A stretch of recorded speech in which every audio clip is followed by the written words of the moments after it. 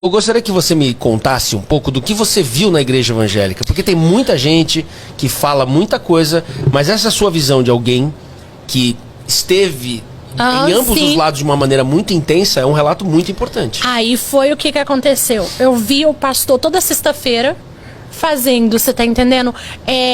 A quebra de maldição, para poder quebrar a maldição. Aí ele pegava o envelope, pedia uma quantia no envelope e falava: vamos fazer a quebra de maldição hoje. Vamos quebrar tudo que aquela mãe de santo, aquele pai de santo, aquelas oferendas, aquelas coisas que eles fizeram, toda aquela amarração, bruxaria, obra de feitiçaria, vamos quebrar. Então quer dizer assim, se um pastor tá orando e pedindo para poder quebrar, é porque dá certo. Claro, ele tá usando a mesma ferramenta, tecnicamente. Por que ele tá orando ali e pedindo pra quebrar? Então quer dizer que a magia do Pai de Santo, a macumba, a amarração dá certo. Só que no domingo era o culto da família. E aí ele subia no altar e ele falava assim: vamos aqui, meus irmãos e minhas irmãs, vamos orar para que Deus abençoe, porque tem muitos charlatões. Macumba não existe. Feitiçaria não existe. E aí você começa a pegar e pescar uma coisa ali. Como assim? Que esse pastor na sexta ele tá falando com a macumba para acabar com a feitiçaria, a obra de macumba, magia negra, e no domingo ele tá falando que é um charlatanismo, que é tudo mentira, que é tudo engano.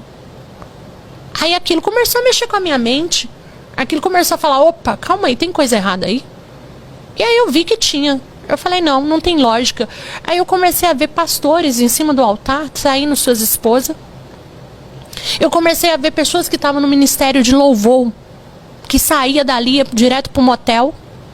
Eu comecei a ver tanta coisa errada. Eu falei assim: esse é o Deus que vocês têm? Porque o meu Deus, ele mora em Isaías 53. O meu Deus é um Deus da verdade.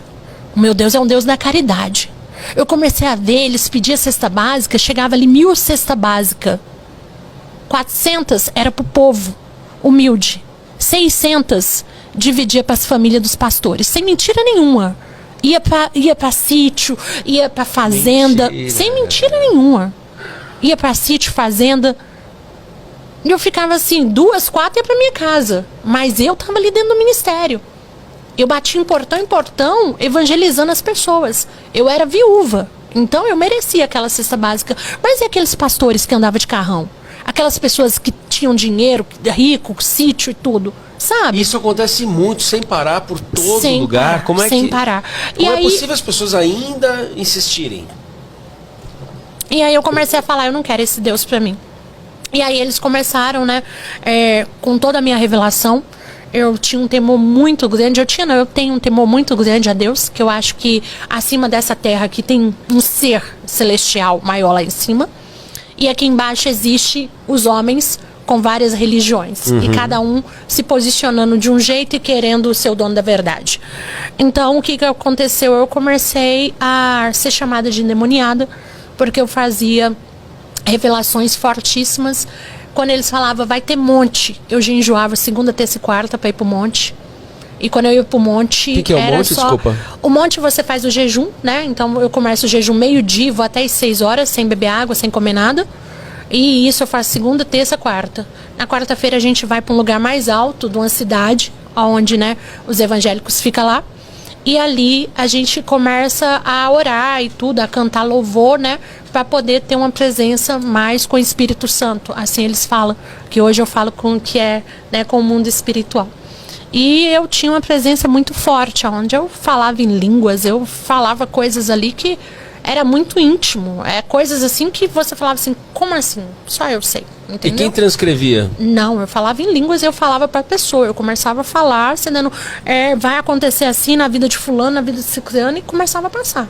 É como se fosse uma previsão, e começava a passar.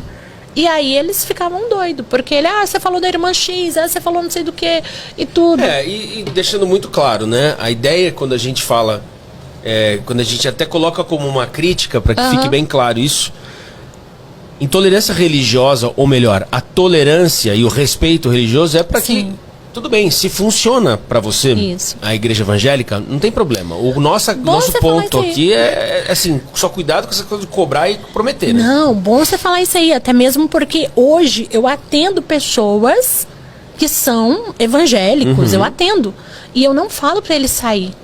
Porque tem pessoas que a fé deles funciona num determinado lugar e aí eles vão ficar num determinado lugar. Eu não posso ali falar, sai daquela religião, jamais.